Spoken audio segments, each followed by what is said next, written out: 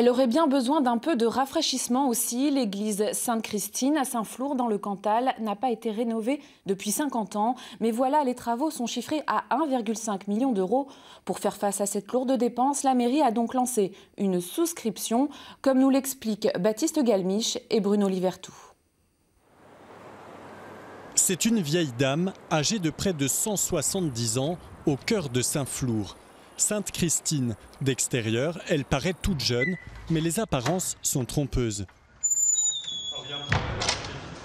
Oui, les baies vitrées, vous le voyez, s'effondrent petit à petit par le simple fait qu'elles ont 150 ans et les plombs ainsi que les morceaux de verre se disloquent petit à petit.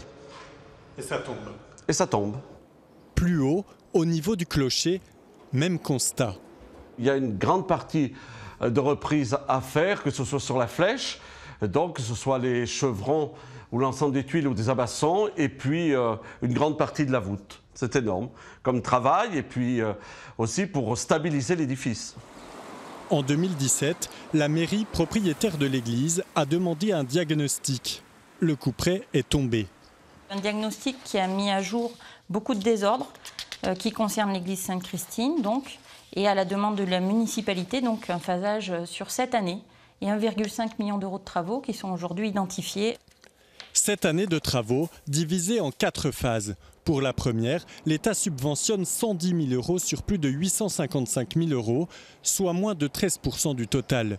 Une aide bienvenue pour la mairie, mais pour faire face à ce coût énorme, la ville a lancé une souscription.